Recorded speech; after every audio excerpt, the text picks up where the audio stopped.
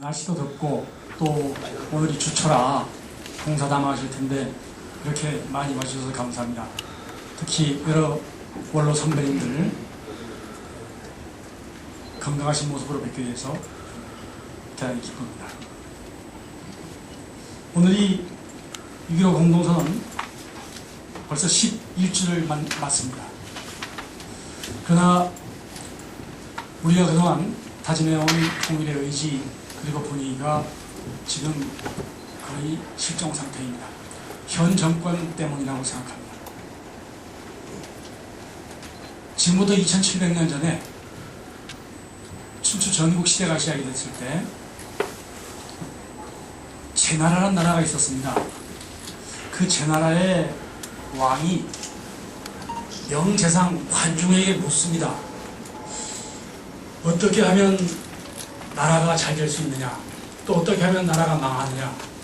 그랬더니 관중말, 나라가 잘 되려면 4가지 끈이 있어야 되는데 그게 유지가 잘 되면 나라가 흥하고 안 하면 망합니다. 그게 바로 예의 영치였습니다. 현 정권 들어서 예의 영치가 전부 실종이 됐습니다. 최근에 남북 정상회담 추진 과정에서 보여준 정부의 주택, 나라가 부끄럽습니다. 나라. 근데 그 말, 이번에 그 사건이 그렇게 끝나고 나서 일부 호전광들이 하는 말이 이제 북에서 남과 대화를 안 하겠다고 했으니만큼 그들의 도발을 경계해야 한다. 첫바다장도 유분수죠. 파탄을 내놓고 마치 전쟁을 기다리는 듯한 이런 작태를 보여주고 있습니다.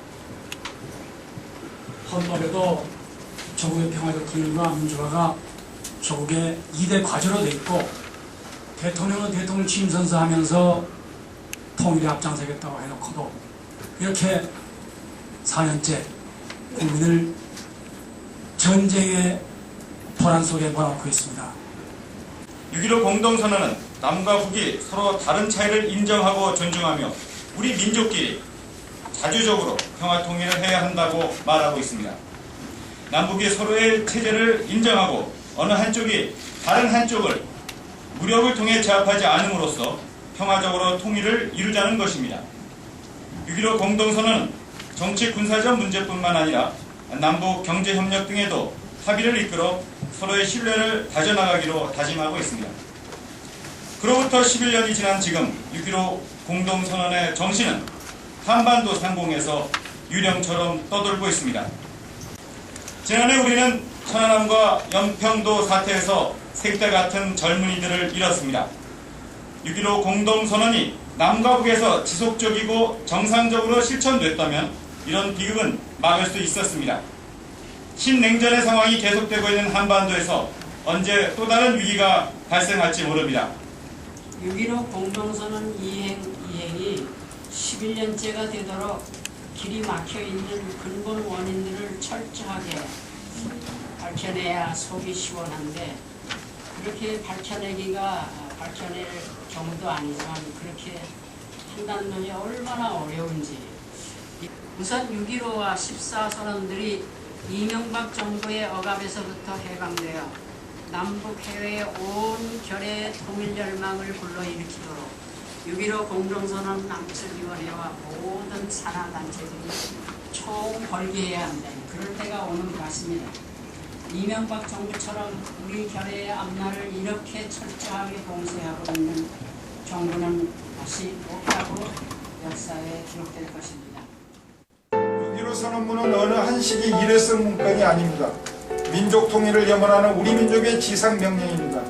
이 문건을 북쪽이 절대 권력자에 대한 우상 숭배의 도구로 전락시킨다고 비난만 해서는 문제가 해결되지 않습니다.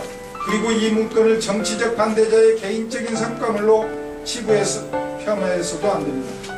통일을 위한 대장정에서 가장 빛나는 문건으로 역사의 길이 빛날 합의문을 용도 폐기해서는 안 됩니다. 통일을 향한 역사의 물결을 거슬러서는 반드시 역사의 심판을 받게 됩니다.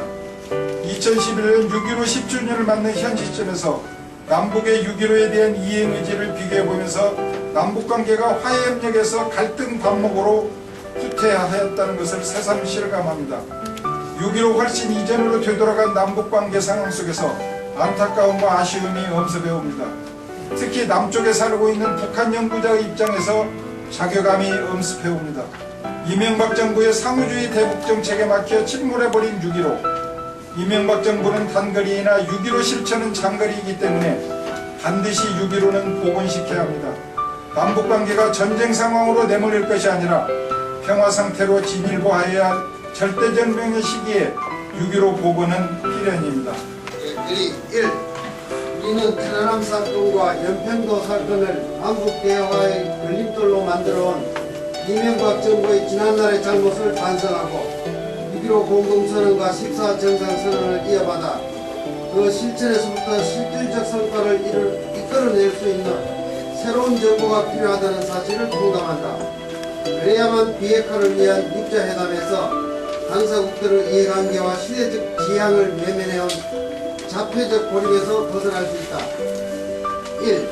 우리는 이명박 정부의 남북 대결 정책이 일본과의 협의와 전폭적 지원 및 미국의 비호에 의해 추진되어 왔음을 널리 폭로하고 규탄함으로써 한반도 정전협정을 평화협정으로 전환시키기 위한 노력에 일조해 나갈 것이다. 1. 평화와 번영의 결실을 내어오는 것도 전쟁 위기의 공멸을 자초하는 것도 결국은 우리들 자신의 노력과 의지에 달려있다. 우리 민족끼리 민족 대단결의 정신으로 6.15 공동선언의 실천에 남북 해외 전민족의 힘을 모으는 데에 언론인 학술인의 역사적 사명을 다할 것이다.